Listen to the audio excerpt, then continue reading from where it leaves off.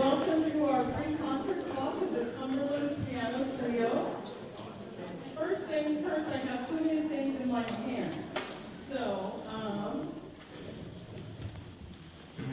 does this phone belong to anyone? It was left at the box office? Or maybe it? No? Don't make me look at the pictures to see who Right, belongs to. don't make me look at the pictures, exactly. Well, if you think about it and you discover it's yours, let me know. Okay. We are just super excited this evening to have guests with us at our dinner and now here at the concert off playing Oak Ridge National Lab. And that's all because part of this evening's performance will be played on carbon fiber string instruments. And so we wanted to make that connection between music and science, and we're just really thrilled that we could do this evening. So we want to thank you all for coming this evening. And I don't know if I will make any announcements in the intermission or anything, so I just want to remind everyone that we do have this time next week in the same facility, our Rock to Bach all-day music festival and dinner. Later in the evening, there are brochures, actually there are newspaper inserts backed by the box office. There are also some flyers from the Guitar Society and various and sundry things out there for you to peruse through our take. Also, I want to remind those youth who were at our dinner that, yes, I see them. There were some swag bags back there. If you did not get your swag bag, please make sure you get yours before you leave. And, however, if you have them in the hall, please try to make them as quiet as possible, because I know they can get a little loud and they get rustled around. Okay, enough of that. Oh, and I just got a reminder from Susan Shore that Sunday, Sunday next, the 17th of February, we have a coffee concert that will feature the Inner Voices String Quartet. They will be performing at 7:30 p.m. at First Presbyterian Church down the street that way, here on the Turnpike. We hope maybe we will see some of you there as well. And without further ado, I do want to thank our board member, Paul Leiby, for connecting us with the folks at the lab for tonight. And I will turn the microphone over here in just a moment. Dr. Amit, Naskar, Dr. Eddlemon, and Music Director Dan Allcott for our pre-concert talk. Thank you all for being here. I know that there was, during dinner, there was some also big presentation on materials, and also I saw some great doodles on the board, so doodling is very important. So what I want to do is talk a little bit about carbon fiber instruments. So first of all, I'd like Dr. Naskar to talk about maybe the development of the material and some of the typical uses and reasons for the development of carbon fiber. That would be helpful. And then we can talk about how that has been applied to some string instruments. And I also brought a failure example of carbon fiber, that's something that I own that has failed twice. I have a special power that I can break carbon fiber things. And so let's start off with a discussion about just, what carbon fiber's development process was and what main uses of it. Good evening, thank you. Thank you, Dan. Thank you, Lisa. Thank you, Lady. Hold the mic closer, please. Thank you. So I came to lab in 2006. By that time, I'm seeing some cases linked to carbon fiber research. Tim Bigelow is there. Tim was actually working on high energy deposition of some fiber to carbonize without doing heat treatment in a traditional oven, because it's plasma, microwave plasma coupling, that he does that kind of physics. So Tim was working on that. Before I came to the lab, so Tim is there. Alan Lively is here. He managed actually the carbon fiber program, research program, along with advanced manufacturing program, part of which Annie actually presented during the dinner. So Alan was managing that manufacturing program for the lab. So before I got involved, there was a lot of things going on in the lab related to carbon fiber. And in fact, it goes back to 40s or 60s. During Manhattan Project, carbon was a critical part. If you look at the graphite reactor where they enriched uranium, it was graphite, carbon-based reactor. So there was a long connection of carbon research. And then for our composite need, what are used to carbon fiber for composite materials, whether it is golf clubs or iron bow or piano, the top surface, all these are coming out of the result from this carbon fiber research that was targeted towards defense research or other. Particularly, lab was trying to make a large tank, and those days they were using glass fiber tank, filament cone tank for isotope diffusion purpose. So then gradually that research evolved during late 80s or early 90s. The direction changes. All these are linked to probably political.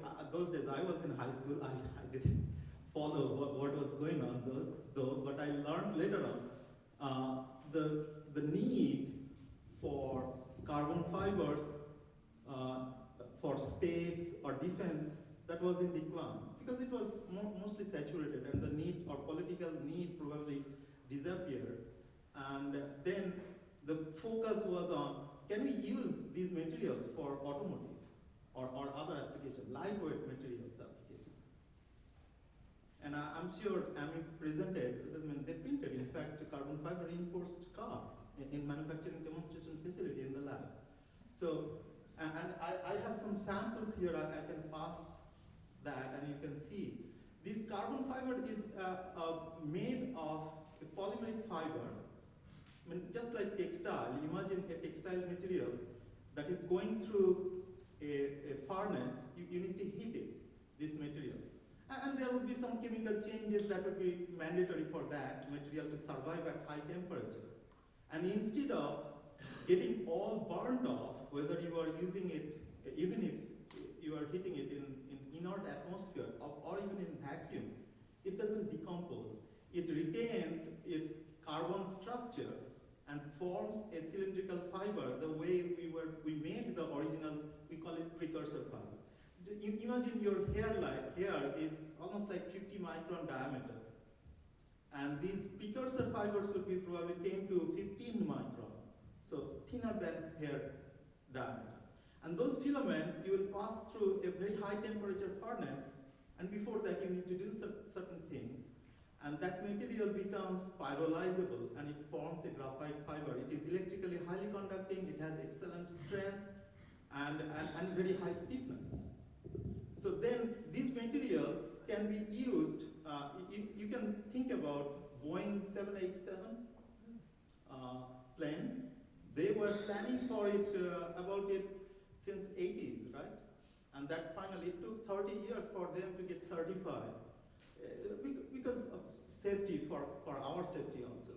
So that's good, but it has now 60% material is coming from carbon fiber or carbon fiber reinforced composite. That makes it fuel efficient. So those were the research they were doing for lightweight materials or high performance composite application. And now right now in the lab, we are focusing on, it's still too expensive. How can we make it lower cost? And that was driving for decade-long research in the lab. And in fact, as I mentioned, Alan managed that program in the lab. We have now a 25-ton per year manufacturing capacity. We have a plant inside the lab. And that was managed by that program office that Alan managed.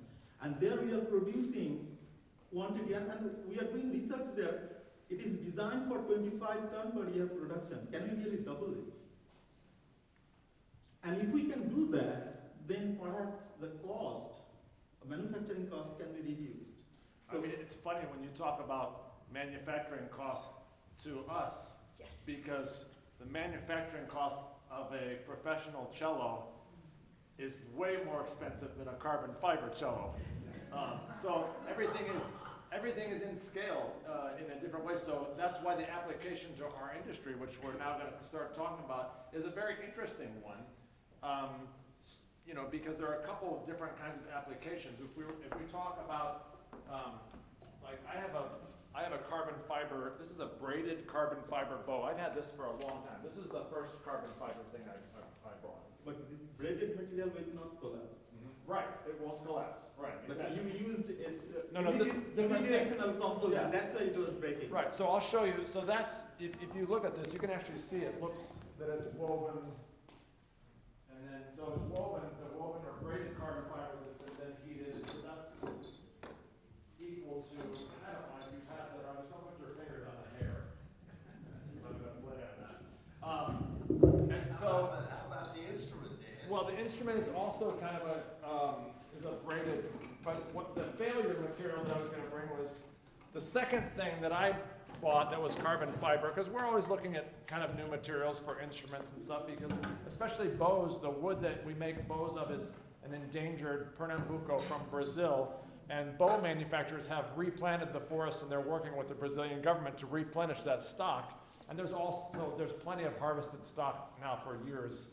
But so they thought, well, what can we do for it instead of an endangered tree? That's a pretty good use. I actually like that bow. That's my second bow. It's not as good as my Brazil wood bow, but it costs 1/10 what my Brazil wood bow costs.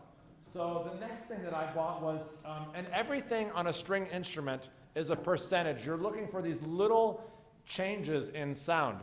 So how a string instrument works, and the reason I dissected one that maybe some of you saw at the dinner time, there are basically 4 round plates that we think of to make sound. There's this and this. That's the top plate, but it's 2 big circles. If you think of like a stereo speaker here and here, that's what we call the top. For unknown reasons, we call this the back, not the bottom. And so there are 2 circles here. So the reason I dissected that little cello in there was to show you that these plates are connected. On this top side, there was actually an inlaid bass bar that is fitted that makes these 2 vibrate together. And then there's a freestanding sound post that is fitted right here that's like a dowel rod from the top to the back. That's what makes everything set in vibration. Now, so when that happens, there's one place on a cello where there's a really bad node where all these plates vibrate at each other. And so people construct instruments, they make a little bit, maybe a denser or a thicker spot in the top sometimes. Or you can buy things, you'll see on my other cello, I actually have a magnetic wolf eliminator that I can move. There's a magnet with a spring on the inside, and I can chase that wolf around. It's called the Krantz modulator, also expensive. But what do I have to do but buy things for my cello, right? So when somebody told me first, they said because we're always having a problem with end pins, the end pin that holds the cello up. So somebody said, oh, you should try this carbon fiber end pin, and that's compressed strands, right? Yeah. So I'm the only person in the world who keeps breaking these. They keep folding on me, and the manufacturer guarantees them. They keep sending them to me. But I can't go to a concert and have my end pin fold on me. So I quit using that. But that was an example of something that didn't work for me. So the carbon fibers, the way it is made, imagine a bundle. This is they're extruding this material with plastic and then curing it. So since the fiber is very strong, if you apply this way force, they're outstanding. Right. But if you apply compressive force, Which I obviously do when I play. then it doesn't have that much strength.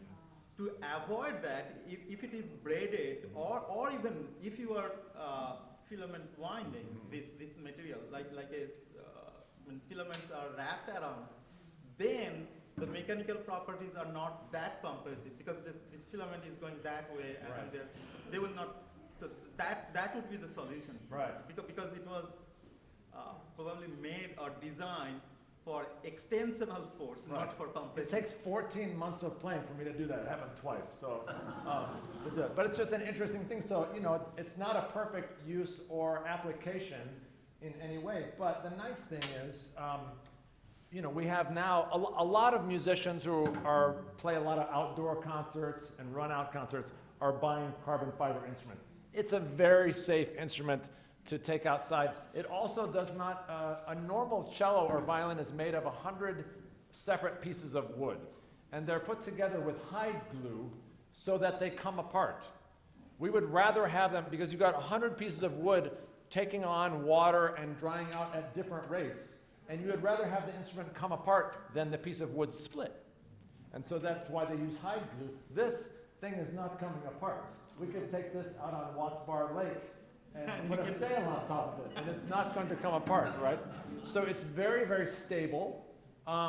It's interesting, we played our concert, this same concert we played on Monday night at Tennessee Tech, and one of my colleagues there who's a guitar teacher, he's an old Nashville guitar guy, and he said, well, you know, this all started with Ovation guitars. So does everybody know who Glenn Campbell was?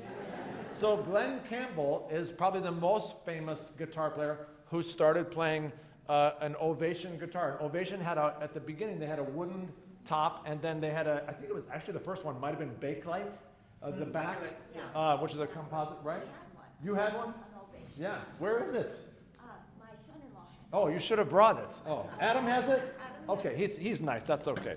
So, but anyway, so then Ovation actually developed a carbon fiber, even atop some of their, so they were the first ones, and this was in the 60s and 70s. They started using, you know, very forward-thinking materials, and there's a certain sound and projection that's great for the warmth of the sound. This is what the guitar players would tell you. It comes from the wooden top, and the projection comes from that composite back. And so there are certain things about it. But anyway, my colleague, who's a guitar player, said what he noticed. I actually shouldn't tell people what he noticed because they should make an opinion for themselves. But there's a regularity in the material that is not existent in wood. And so what we are looking with our instruments, a lot of them are made with a special northern Italian poplar or ash and maple, these kind of woods. And the wood is imperfect. It has the cellular breakdown or makeup of wood is imperfect. And so there is a certain imperfection or a multiplicity in the harmonic sounds that come out of an instrument, for instance, that make it sound the way it does. Also, the thing that I think is interesting is, so the front of a cello or the top of a cello comes from a piece of wood. They are usually what's called quarter sawn. So that means if you take a log and you look at it and you cut wedges out of the log, then you take two of those wedges and you put the thick part of the wedge together.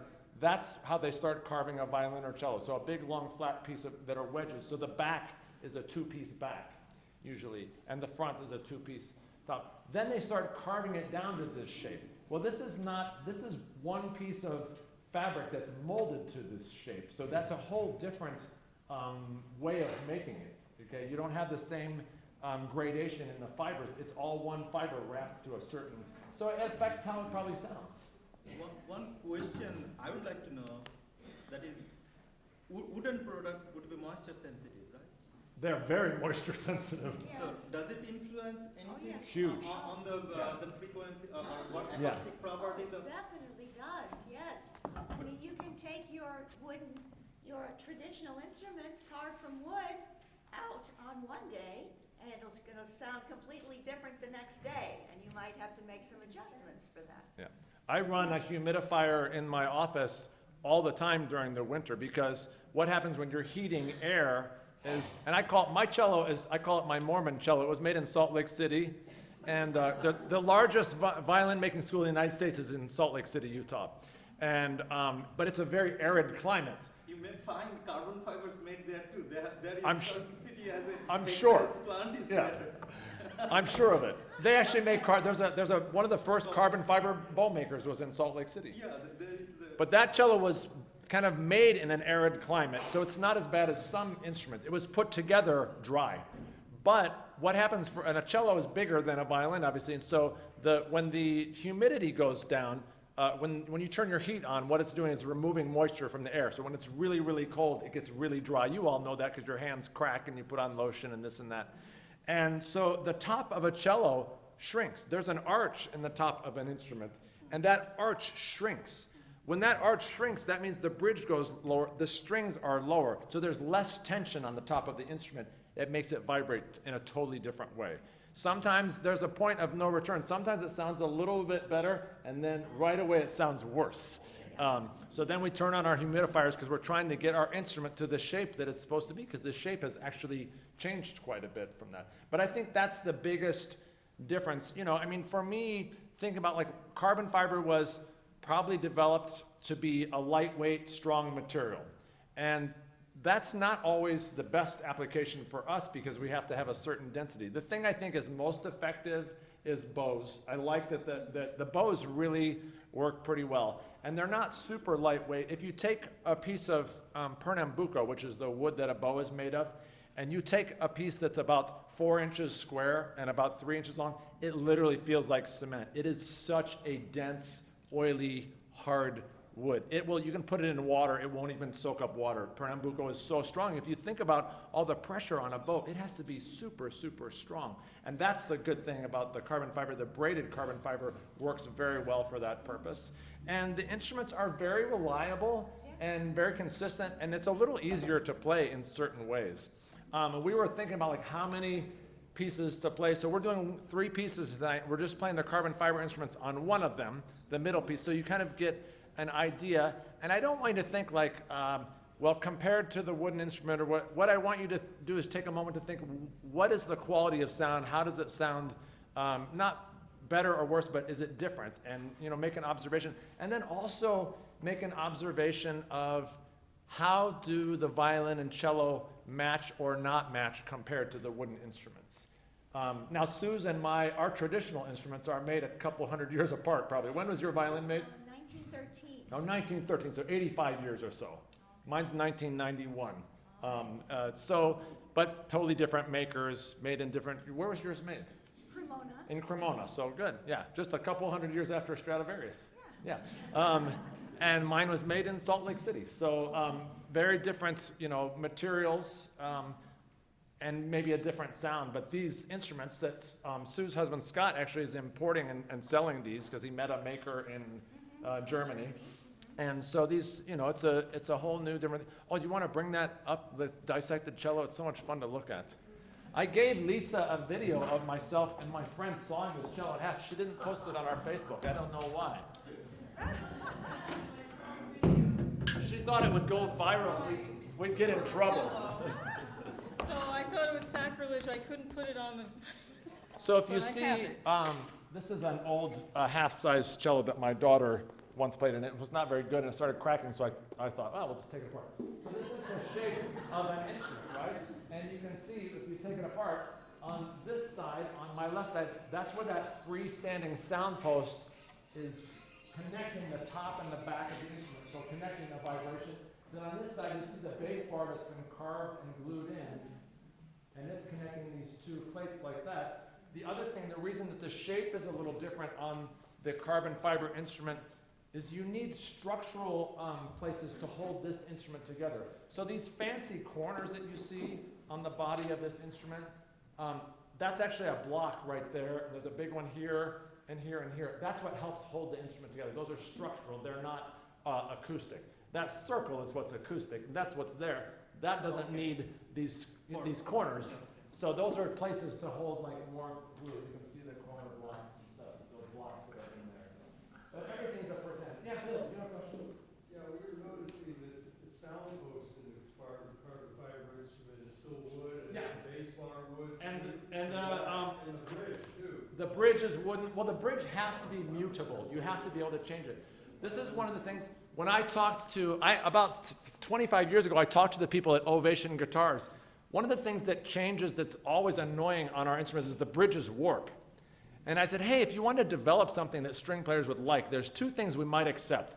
One would be a bridge that doesn't warp, and they said, if you send us a foam copy of your bridge, we'll wrap it for you, And they would do that, but it has to be mutable because you have to be able to carve it exactly to the top of each instrument.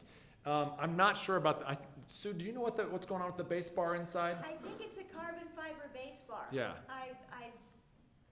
I think it's a carbon fiber bass bar. It's not wood. The Yeah. only 2 pieces of wood on a carbon fiber instrument Or the sound are the post? sound post and the bridge. Yeah, and they have to be really, really The adjustable. bass bar is molded into the The top, yeah. Yeah, to the top. Any other questions for Dr. Naskar, what? And so if lightweight, you need some density or something. Yeah. So if that is the need, can anyone imagine hybrid construction? Where I don't it see, is single layer. I mean, you Right. don't need that many layers of Right. braided or woven fabric to make. Maybe on top of a wooden, and that would give moisture insensitivity Right. or anything. isn't the base a composite? They make Yes, a yes. base that is more Yes, it composite, is. but Or also, you can incorporate some other heavier component right. there. They also make the base so the neck folds so you can carry it easier. I'm not sure how that works, but, so that's also the, convenience is the next thing. So anyway, it's a fun discussion to have. It's also just interesting to reinvestigate like how these great instruments are made anyway, and that it evolved. There are a few violins out there. Even Stradivarius made a couple. The Tom Taylor Strat has no corners. It kind of looks like that. So the violin was not like invented in one day. It was developed, really perfected by the Amati family in the early 1600s, and then Stradivarius was their student. And Stradivarius lived for 90 years, so he made over 600 instruments. And so that's why it became kind of the standard. So, yes, sir. Question about the warping. With a wind instrument, you would put oil in. Right. If it was feasibly possible to do that in a stringed instrument, which I guess it's not, would that help with the? I think that the density of woodwind instruments it's much more dense, and so you want that in an instrument. We need the cellulose fibers to be free, and so oil would definitely deaden that those cavities. We need the cavities. The varnish also. We And have the varnish actually protects the outside, but it's not. See, this thing can take on. It's supposed to take on and release moisture, so you don't want it to be overly stable. Which is what oil would probably do. Yeah, back here. I read that wood is about 50% carbon. So what is the carbon fiber composite percentage carbon, 90% or?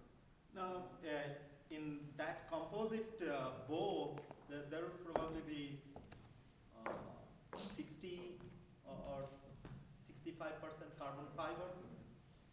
If it is co-extruded, maybe it can be 70%. The other one that was collapsing, it probably has more than the resin part. So fiber itself will be of no use. I have some fiber sample here. If you want to see that, the fiber is almost like your hair. It's strong. If you From there it goes to these. So. yeah. So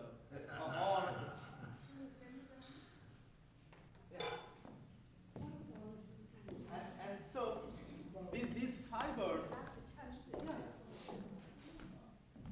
and these fibers, when you are extruding, you are impregnating that fiber interstitial space with some curable resin, just like our glue, quick fix type glue. So they will hold the fiber together, and then it is strong. So it has some glue component. So wood is cellulosic, and if you recall, the world's first carbon fiber was made from cellulose fiber. Thomas Alva Edison's bulb filament was rayon filament. That was actually carbon fiber when it was growing. You might want to comment on the way it fades. Does it splitter or does it bend? Yeah, it would be catastrophic failure. So just like when this thing will break, there would be rough surfaces or some splinters come out. So that's, but one way that is more pieces it forms, more energy it absorbs. So that's why Formula One car drivers, they're preferring carbon fiber reinforced composite car rather than metal. Metal will buckle and squeeze. Rather, this fiber will. Yeah. We have a mast on the boat with carbon fiber. But they say they have a net around it, so if it explodes, the net will catch. Yeah. pieces. You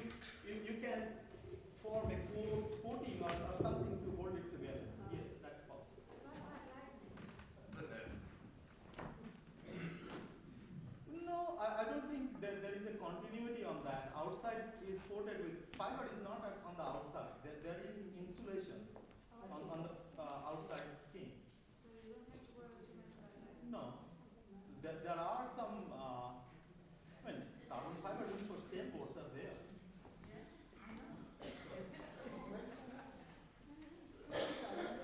Yes.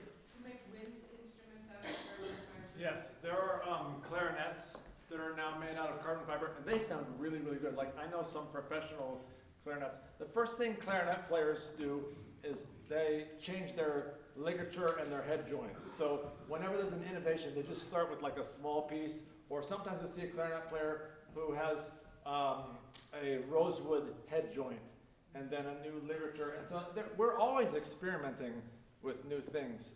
Instruments, this kind of idea that instruments are standard size or makeup is false. If you look at the instruments that we play in America, wind instruments particularly, compared to the ones like Vienna Philharmonic has a very specific set of kind of instruments that they use. They only use rotary valve trumpets rather than up and down valve trumpets. If you watch like if you see the New Year's Day concert of Vienna Philharmonic, all their trumpets keys are sideways, and they're using what's called a rotary valve trumpet.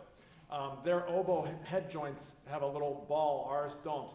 There still are there are different horn systems, Bill, you know that, right? Because somebody may have given you the wrong one sometime.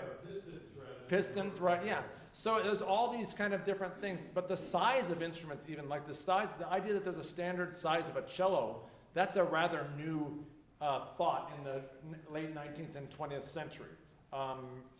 This idea that things were, if you want to look up a really good site, there's an one of the greatest instrument museums in the world is in South Dakota. I'm trying to remember the name of it, but if you just Google Instrument Museum, South Dakota.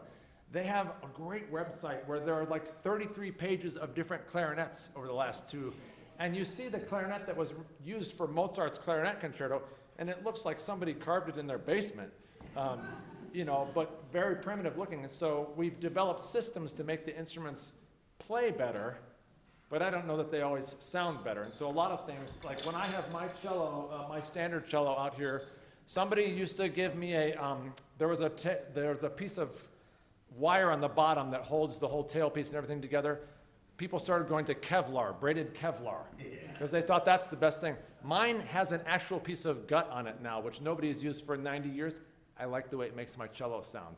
People are using carbon fiber tailpieces, the bottom part. I had a guy carve one for me out of cocobolo. I love the way it sounds. So it's everything is a percentage, and you have to like work with that and figure out where it is you're trying to get to sound-wise. One question. Yeah. For you, man. You mentioned the wooden materials, those are antique, or the porosity plays a key role there. Aren't you killing the porosity in carbon fiber reinforced composite there, or are you trying to mimic it porous structure there too? When you listen, you get to decide. That's right. Because the one thing we don't want to do is criticize the trying to make a different. I'm saying that can be incorporated there. It can too. be It also can be designed. That may be at the next, because these keep evolving. They keep trying to figure out how to make it sound like a Stradivarius. They don't yet. So maybe you'll be the one to figure it out for them. So. Sue and I are going to take a quick break. We'll be back with Emmy. We're going to play some music. Music's more fun to listen to.